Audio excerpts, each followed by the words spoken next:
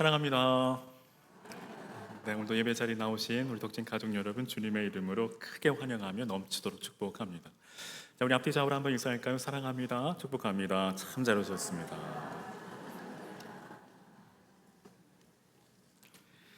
네, 오늘은 노아 두 번째 시간으로 전혀 반응이 없으시네요. 노아의 삶에 관해 좀 더 집중해 보고자 합니다.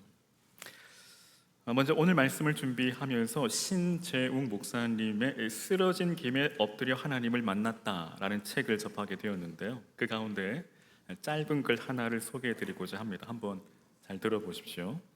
제목: 오늘도 힘들었고 흔들렸습니다.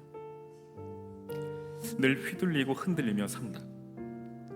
아무리 다짐하고 열심히 기도해도 상황에, 세월에, 상처에 사람의 마음이 흔들리고 믿음이 흔들리고 다짐도 흔들리고 계획도 흔들린다.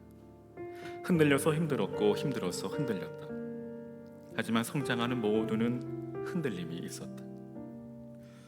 흔들리지 않음보다 더 강한 건 흔들려서 하나님께 붙들리는 것이다. 힘들지 않음보다 더 좋은 건 힘들어서 하나님이 생각나는 것이다.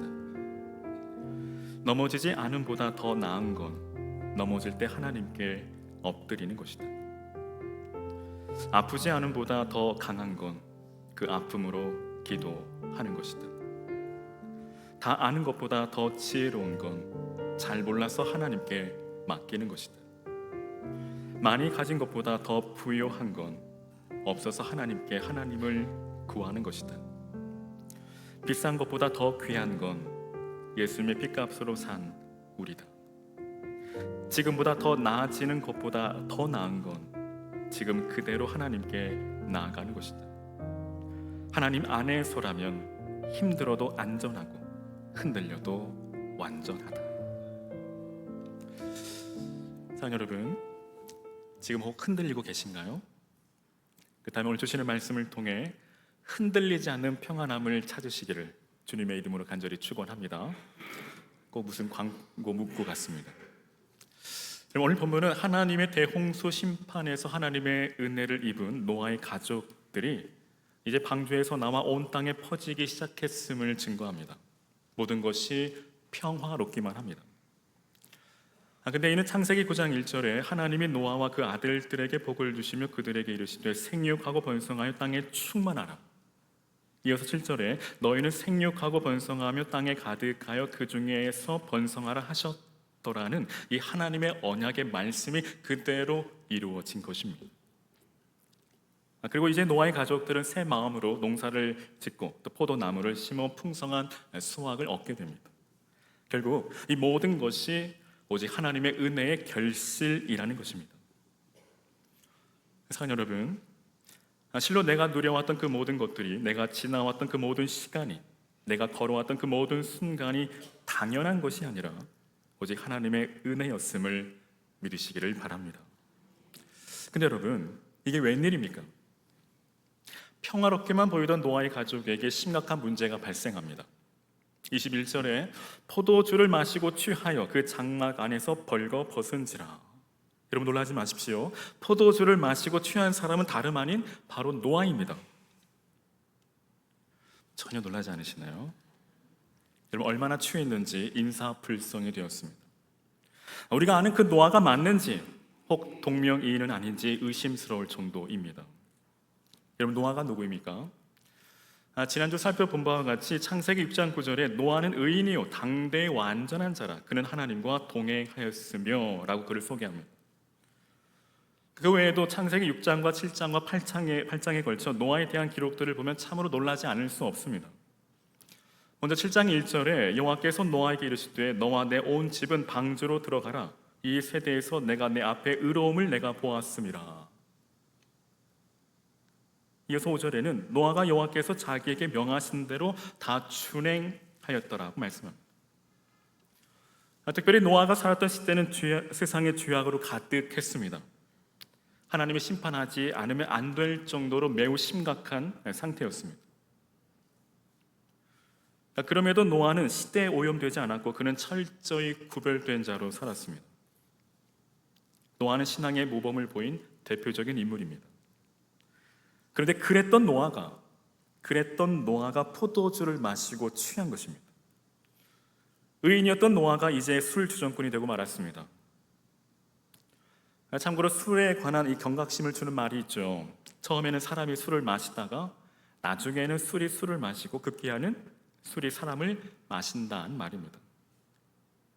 그래서일까요? 성경에도 술 취하지 말라고 경고하십니다. 정말 그렇습니다. 그런데 불행히도 안타깝게도 오늘 노아가 그 산 증인이 되고 말았다라는 것입니다. 근데 여러분, 여기 술 취함은 단순히 술에 취한 것만을 의미하진 않습니다. 술은 곧 세상의 즐거움을 뜻하죠. 다시 말해 술의 취함은 곧 세상의 취함을 의미합니다. 즉 노아는 세상 즐거움, 세상 자랑에 취해서 자신의 그 정체성을 완전히 상실해 버리고 말았습니다. 여러분, 사람의 제1된 목적은 무엇일까요? 하나님을 영화롭게 하고 그를 영원토록 즐거워하는 것입니다. 하지만 지금 노아는 그 즐거움의 대상이 바뀌었죠. 하나님이 아닌 술입니다. 즉 그의 인생의 목적을 완전히 상실해 버린 것이죠. 그렇다면 오늘 저와 여러분, 우린 무엇을 즐거워하고 계십니까? 무엇이 오늘 우리의 기쁨과 즐거움의 대상이 되고 있나요? 술입니까? 담배입니까? 돈입니까? 인기입니까? 성공입니까? 관계입니까? 물론 금욕주의를 말하는 것이 아닙니다. 속세를 떠나라는 말이 아닙니다. 이는 우리의 기쁨의 근원이 무엇이냐는 말입니다. 바라기는 우리 주님이 저와 여러분의 기쁨의 근원이 되시기를, 그리고 오직 예수로 충만하고 오직 예수로 충분한 저와 여러분 되시기를 주의 이름으로 간절히 축원합니다. 이것이 바로 진정한 행복이고 이것이 바로 그리스도인의 정체성입니다. 하지만 안타깝게도 이제는 그랬던 노아가 되고 말았습니다. 다시 말해 그의 신앙은 이제 현재형이 아닌 과거형이 되고 말았습니다. 그렇다면 오늘 우리의 신앙은 어떻습니까? 혹 노아와 같이 우리의 신앙도 과거형이 되어버리진 않았습니까? 나도 과거에는, 나도 한때는, 나도 젊었을 때는. 하지만 지금은 어떻습니까? 혹 물음표 3개의 신앙이 되어버리진 않았습니까? 참고로 여러분, 라떼 is horse라는 말 들어보셨나요? 즉 라떼는 마리아인데요, 한 번쯤 들어보셨을 겁니다. 여러분, 사회에서 라떼는 마리아라고 말하면 꼰대라는 말을 듣죠. 근데 여러분, 신앙에도 라떼 신앙이 있습니다. 라떼는 마리아, 소위 꼰대 신앙이죠. 여러분, 우리의 신앙이 이래서야 되겠습니까? 물론 과거의 신앙도 중요하죠. 하지만 무엇보다 현재의 신앙이 중요합니다. Now and here, 지금 그리고 여기입니다. 굳이 설명을 드리지 않아도 지금이 중요한 이유는 과거의 믿음으로 천국에 갈 수 없기 때문입니다. 지금 현재의 믿음으로만 천국에 갈 수 있습니다. 어제의 신앙으로 오늘을 살아갈 수 없습니다. 과거의 신앙이 열심히 있으셨나요? 과거의 주님을 뜨겁게 사랑하셨나요? 그렇다면 회복하시기를 바랍니다. 어떻게 회복할 수 있을까요? 어떻게 해요? 한번 따라해 주시겠습니까? 자, 회개하면 회복된다. 사랑하는 여러분, 후회는 회개가 아닙니다.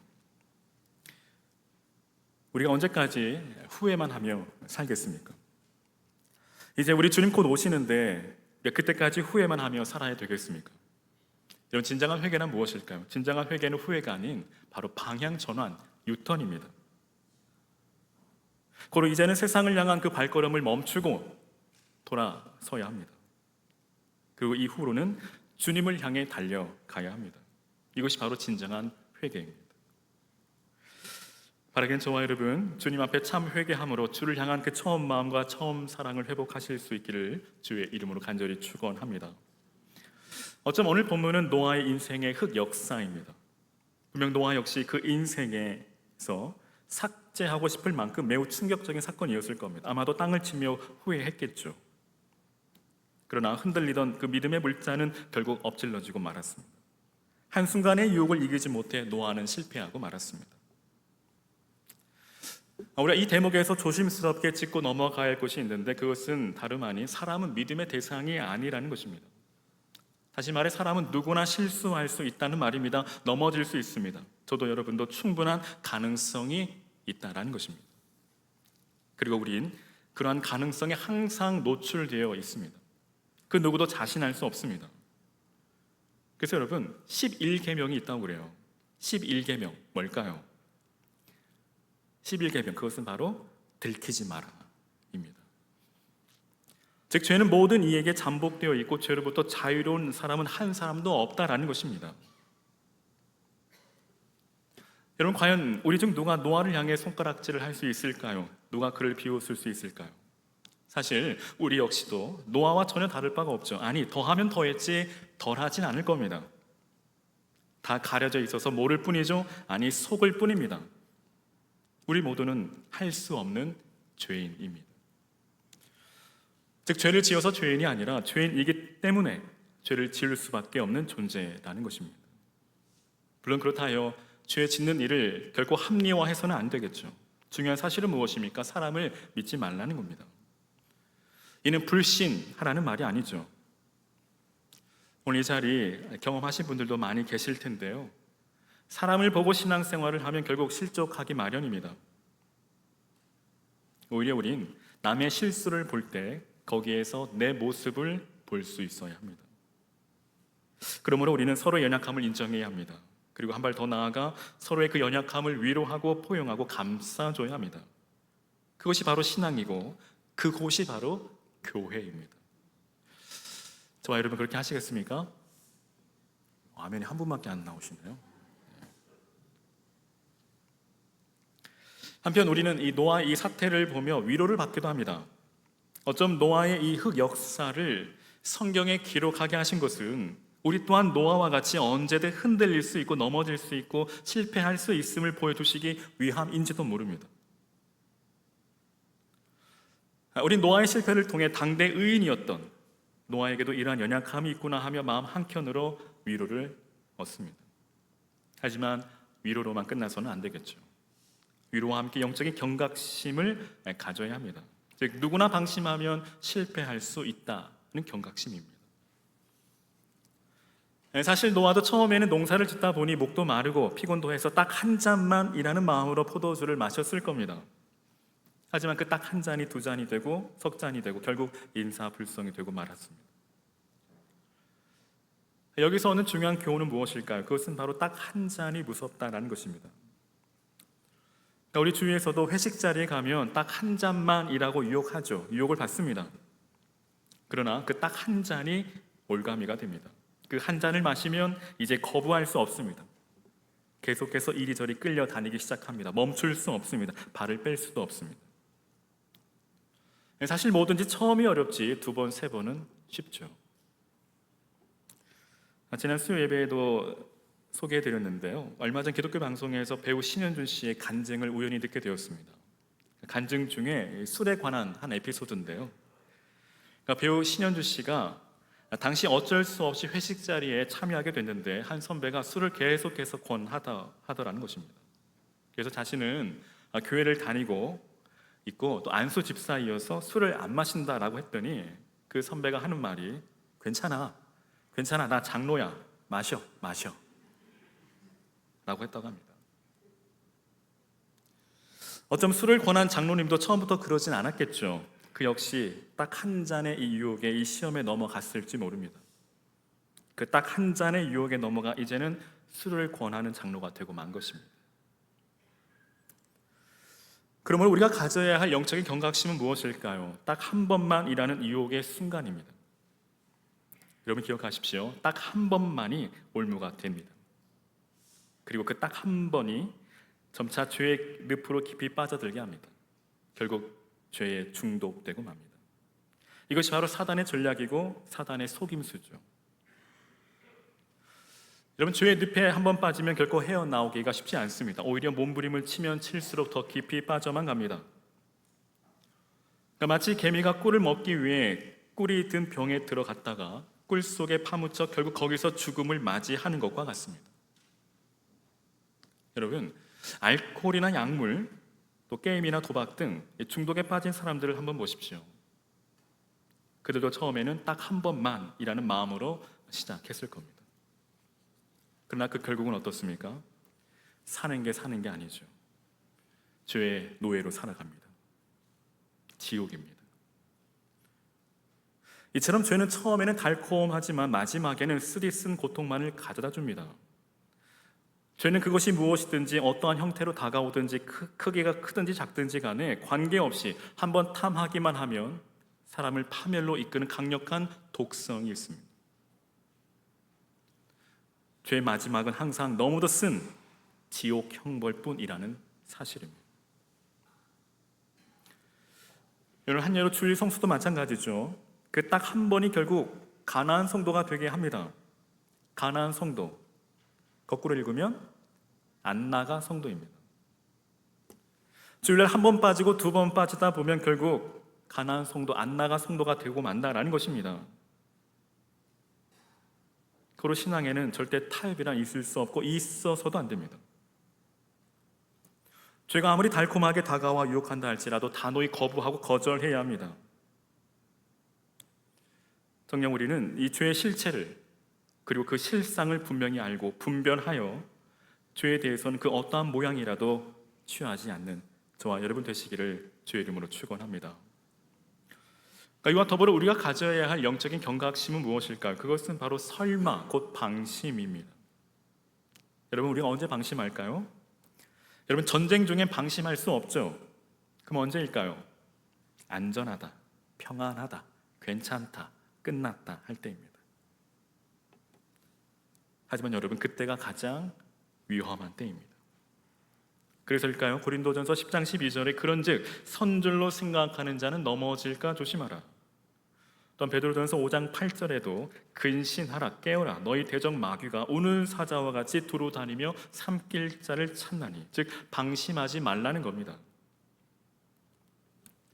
그럼 실제 우리 주위에 이 건설 사고 현장, 또 교통 사고 현장, 이 산불 사고 현장, 그 밖에도 이 대형 사고가 발생하는 이유 중 하나가 무엇일까요?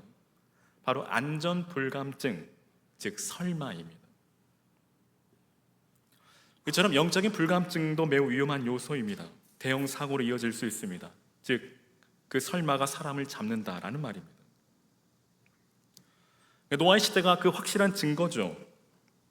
노아의 시대의 사람들 역시 설마 했을 겁니다. 설마 비가 오겠어? 설마 홍수가 나겠어? 근데 그 설마가 어떻게 됐습니까? 마태복음 24장 37절에 노아의 때와 같이 인자의 임함도 그러하리라. 홍수 전에 노아가 방주에 들어가던 날까지 사람들이 먹고 마시고 장가들고 시집가고 있으면서 홍수가 나서 그들을 다 멸하기까지 깨닫지 못하였으니 인자의 임함도 이와 같으리라. 이어서 44절에 이러므로 너희도 준비하고 있으라. 생각하지 않은 때에 인자가 오리라고 말씀하십니다. 사랑하는 여러분, 꼭 기억하셔야 합니다. 즉 예수님께서 부활 승천하신 이후 우리는 지금 마지막 때를 살아가고 있다라는 것입니다. 이제 예수님의 마지막 약속만이 남아 있습니다. 그 약속은 무엇입니까? 바로 우리 주님 다시 오심이죠. 여러분 믿으십니까? 믿으시기를 바랍니다. 그런 마지막 때를 살아가는 성도는 설마가 아니라 마라나타입니다. 즉 아멘 주 예수여 오시옵소서. 이것이 마지막 때를 살아가는 성도의 고백이고 신앙의 자세라는 것입니다. 즉 주님 맞을 준비하는 것입니다.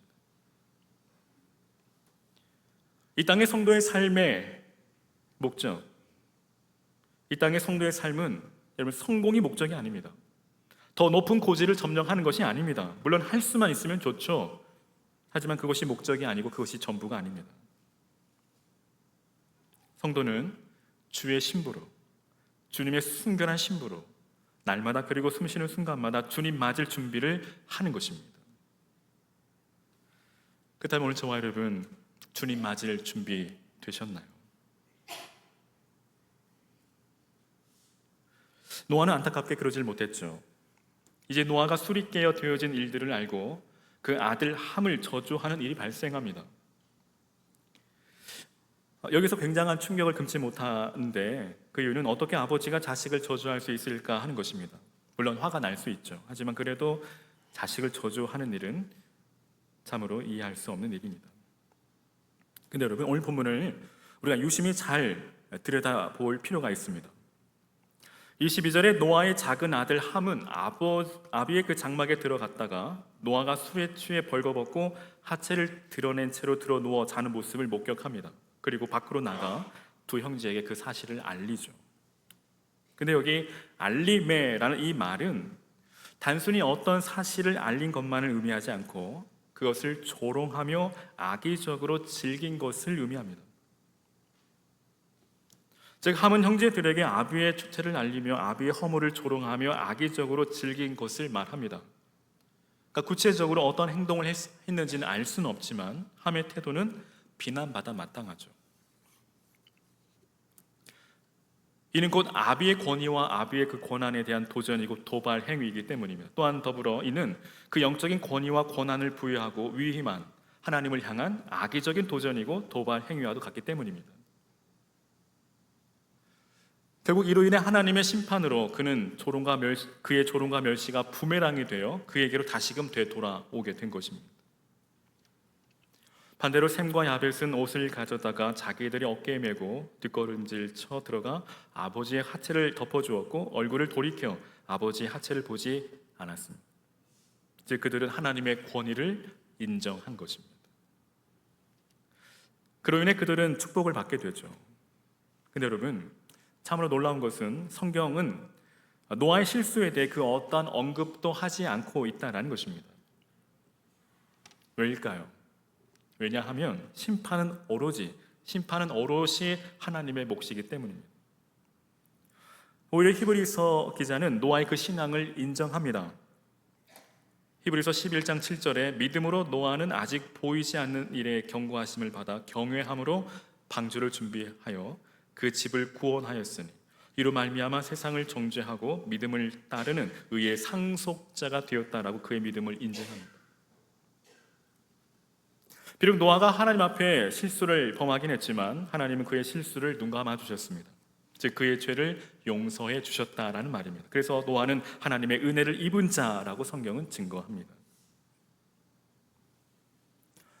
앞서 노아의 흑 역사를 성경에 기록하게 하신 이유에 대해 잠시 말씀을 드렸는데 당대 의인이요 완전한 자로 신앙의 위대한 인물로 남게 하셔도 될 법한데 굳이 이와 같은 노아의 흑 역사를 기록하게 하신 그 궁극적인 목적은 바로 이 땅의 모든 인생은 하나님의 은혜가 필요하고 하나님의 은혜가 없이는 살 수 없음을 확실히 보여주시고자 함입니다. 즉 예수가 복음이고 예수가 답이라는 사실을 우리에게 보여주시고자 함이라는 것입니다. 사랑하는 여러분, 이 세상의 모든 사람들은 하나님의 은혜를 떠나서는 살 수 없습니다. 믿으시면 아멘. 사랑하는 여러분, 예수가 복음이고 예수가 답입니다. 오늘도 우리가 이 자리에 설 수 있는 것은 우리가 잘나고 똑똑해서가 아닙니다. 남들보다 의로워서가 아닙니다. 서두에 말씀드린 것처럼 당연한 것이 아닙니다. 여러분 착각하지 마십시오. 설령 남들보다 의롭다 할지언정 하나님 보시기에는 다 똑같습니다. 그저 죄인일 뿐입니다. 중요한 사실은 하나님은 노아의 세 자녀와 같이 우리의 반응을 보신다라는 것입니다. 그렇다면 우린 주변의 사람들의 그 약점, 그 연약함이 보일 때 우린 어떻게 반응하고 있습니까? 그래, 이때다. 그래, 너 아주 딱 걸렸어. 아니면 조용히 다가가 그 허물을 덮어주고 감싸주고 계십니까? 사랑하는 여러분, 만약 하나님께서 저와 여러분의 그 허물과 죄를 밝히 드러내셨다면 우린 지금쯤 어떻게 되었을까요? 하나님은 오히려 독생자 예수 그리스도의 보혈로 우리의 모든 죄를 가리워 주셨습니다. 덮어 주셨습니다. 용서해 주셨습니다. 그리고 다시금 들추지 않고 기억하지 않으십니다. 하나님은 머릿속에 치유계를 가지고 계십니다. 깨끗이 지워주십니다. 그리고 우리는 비록 상대방의 허물과 약점이 있더라도 그것을 각처에 소문을 퍼뜨리며 많은 사람들 앞에서 공개적으로 그 허물을 드러내어 조롱하며 멸시할 것이 아니라 괜찮아. 괜찮아, 그럴 수 있어. 괜찮아, 그럴 수 있어 라고 위로하며 사랑으로 덮어주고 감싸 주어야 합니다. 그것이 바로 용서받은 죄인의 합당한 모습이죠. 거듭 말씀드리지만 이러한 사람들이 모인 곳이 바로 교회라는 것입니다. 하지만 오늘날 한국교회의 모습은 전혀 그렇지가 않는 듯합니다. 서로 정죄하기에 바쁩니다. 서로 싸우기에 바쁩니다. 매우 안타까운 현실이 아닐 수 없죠. 부정할 수 없습니다. 물론 여러분, 싸울 수 있습니다. 부부 사이에도 다툼이 있죠. 그러나 문제는 화해와 용서가 없다는 사실입니다. 때로 목회를 하면서 회의가 될 때가 있습니다. 물론 저 자신에게도 적용되는 말입니다. 즉, 복음의 능력이 술보다 못하다라고 느낄 때입니다. 세상에서는 술 한잔하고 서로 화해하고 용서하지만 교회는 그러지 못합니다. 복음의 능력이 술보다도 못합니다. 그러니까 복음은 복음이고 억울한 건 억울한 겁니다. 복음은 복음이고 분한 건 분한 겁니다. 참을 수 없습니다. 평생 원수, 이판사판입니다. 그러나 여러분, 오늘 우리에게는 누구를 판단하고 정죄할 권한이 없다라는 것입니다. 1도 없습니다. 우리를 판단하실 분은 오직 하나님 한 분뿐이시며 오직 하나님 한 분만이 그 모든 권한을 갖고 계십니다. 그러므로 만일 우리가 누군가를 판단하고 정죄하는 일은 월권이죠. 즉 하나님의 권위에 도전하는 도발 행위입니다. 그러므로 우리는 누군가를 판단하기보다 사랑으로 허물을 감싸주는 믿음의 사람이 되어야 하죠. 오늘 저와 여러분이 그러한 사람이 되시기를 주의 이름으로 간절히 축원합니다. 끝으로 만고불변의 법칙, 만고불변의 진리, 누구나 죽는다는 것입니다. 29절에 그의 나이 950세가 되어 죽었더라. 이것이 노아의 결국입니다. 당대 의인이었던 노아 역시도 결국 죽음을 맞이하게 됩니다. 사랑하는 여러분, 이 세상 그 누구도 죽음을 피할 수 없습니다. 피해 갈 수도 없습니다.